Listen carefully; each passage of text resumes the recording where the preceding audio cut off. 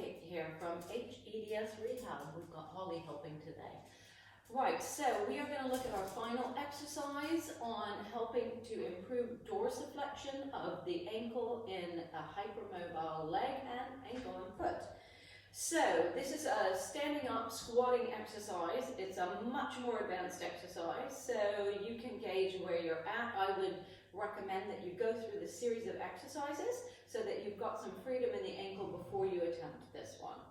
So I'm going to take the band, I've tied it around a nice solid bit of furniture, and I'm going to take it behind my knee, just up at the top, under the sort of crease of the knee.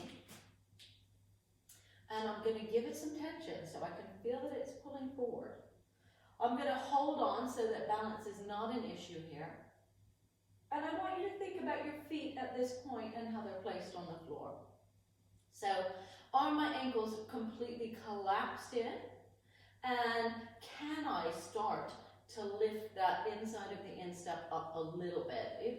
Even with the pressure of the band coming forward, that may be helpful. And if you've done the other series of exercises, it may be a little bit easier by now. So how I approach this exercise is going to be key in success for it. So when I go into a squat or a knee bend, a lot of people will simply bend their knees. And if you look at the angle of my legs, my thigh bone's coming a little bit forward of my lower leg bone. Now we're trying to reorganize the timing of those bones a little bit. So it's really important that we take the thigh bone back behind the tibia bone. So I'm going to imagine I'm going to send my bottom towards that chair. I'm not arching my back, so that's something that people commonly do. I want you to think that your spine doesn't move. This is the hips in the hip joint, translating back. So I'm just taking the weight. The weight will go back into my heels a little bit. As I reach back with my thigh bones at the top, I'm going to then start to bend my knees, and you can see the angle is different now. And then from there, I'm just going to allow myself some freedom of the ankle and to move down and then come back up. So this is going to be quite hard work on the quadriceps, so you need to expect that and to know that's not wrong if you feel your quadriceps working. And that's a good thing because they attach to that lower leg bone and help to bring it forward. So we want to get those quads helping out.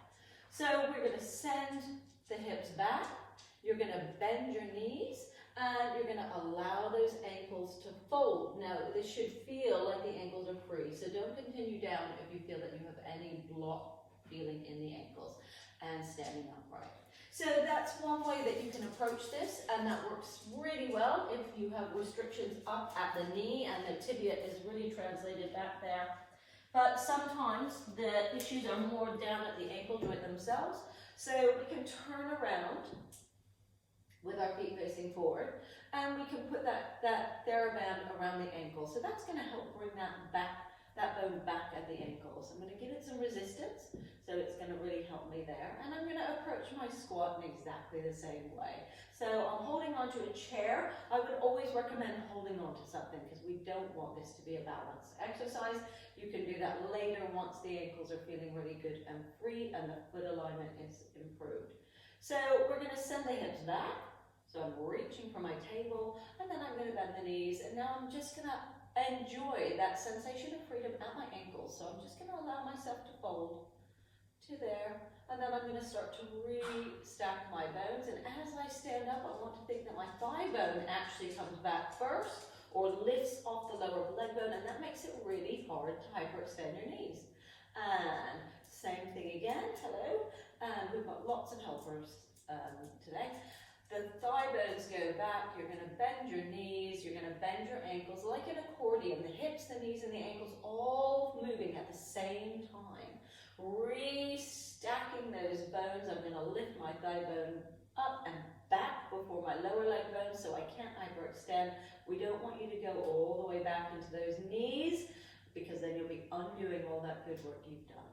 So if you have a really collapsed foot on the inside, once you've got the sense of those bones coming back at the ankle, then you can start to try and roll those insteps up just a tiny bit. So just feel like you bring those the weight a little bit onto the outside of the heels as you go into that squat. and standing up. So that was number 6 in our final exercise in our series on improving dorsiflexion in the hypermobiles, ankle and knees. So thank you very much for watching.